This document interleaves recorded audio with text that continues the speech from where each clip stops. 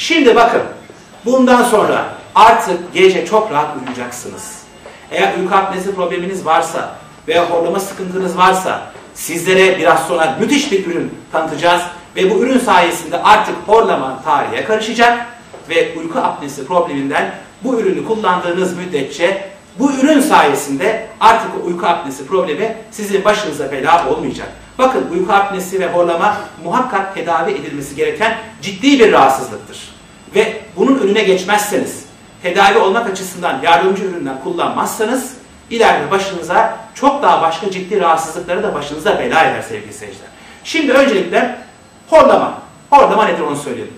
Solunum kanalları çevresindeki kasların gevşemesiyle hava yolunun dar bölgesindeki karşılıklı duvarlardaki mukazanın titreşimle çarpışması sonucu horlama sesi ortaya çıkar. Horlama budur. Öncelikle bunu bir kere belirtelim sevgili seyirciler. Şimdi bakın, horlama dediğimizde sadece kalp hastalarında, şişmanlarda, yaşlılarda, erişkinlerde ve menopoza girmiş bayanlarda sıkça horlama görülür. Fakat bunun aksine yapılan araştırmalar göstermiştir ki sevgili seyirciler, sadece az önce saydığım durumlarda değil, çocuklarda, genç bayanlarda ve zayıf insanlarda da horlama görülebilir. Dolayısıyla 7'den 70'e, erkeğinden kadınına herkeste horlama sorunu vardır. Ve bununla ilgili bakın şimdi burada bir ürünümüz var. Bu ürünü kullandığınızda artık horlama sorunu tarihe karışacağı gibi uyku apnesi probleminize de çözüm bulacaksınız. Şimdi bakın, ekranın hemen yanında telefon numaramız yazıyor. Orada bir fiyat var. Gerçekten bugün 5-6 bin TL'ye ameliyat olup bu sorunun çözülmediğini bilen birçok insan vardır. Ameliyat oluyorsunuz, 5-6 bin TL paralar harcıyorsunuz ve aradan 3-4 ay geçtikten sonra bu hastalık yine geri nüksediyor. Dolayısıyla verdiğiniz para boşuna gidiyor. Boşa gidiyor. Ayrıca o ameliyattan sonra bir sürü sıkıntılar yaşıyorsunuz. Yemek yiyemiyorsunuz. Hani o ameliyat izinden, yarasından dolayı sıkıntılar yaşıyorsunuz.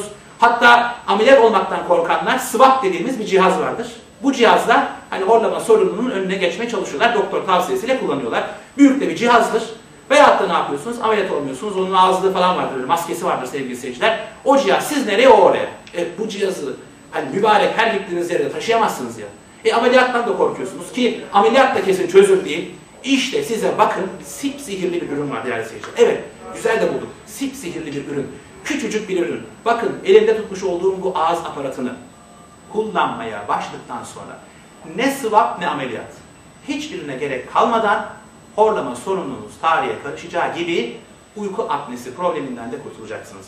Küçücük bir cihaz. Şimdi sevgili seyirciler, bu cihazı aldığınızda ağzınıza üst ve alt dişlerinize oturacak şekilde yerleştiriyorsunuz. Bakın bu çok önemli. Zaten cihaz hani herkesin ağzına uyumlu bir şekilde geliyor. Ancak ola ki baktınız ağzınıza tam oturmadığını fark ettiğinizde bu ağızlığı ne yapıyorsunuz? Onu da bir anlatalım. 70 derece sıcak bir suyun içinde yaklaşık 3 dakika beklettikten sonra ağzınıza takıyorsunuz ve üst ve alt dişlerinizle baskı yaparak bunun ağzınızın kalıbını dişlerinizden ağız içine uyulacak şekilde kalıp almasını sağlıyorsunuz. Sonrasında ise soğuk suyun altında kullanarak o tamamen sertleşiyor ve tamamıyla ağzınıza uygun hale gelmiş oluyor. Ve artık bu ürünü kullandığınızda fark edeceksiniz ki hem horlama sorunu tarihe karışacak hem de uyku apnesi probleminden kurtulacaksınız. Bakın küçücük, mini minnacık bir ağız aparatı sevgili seyirciler.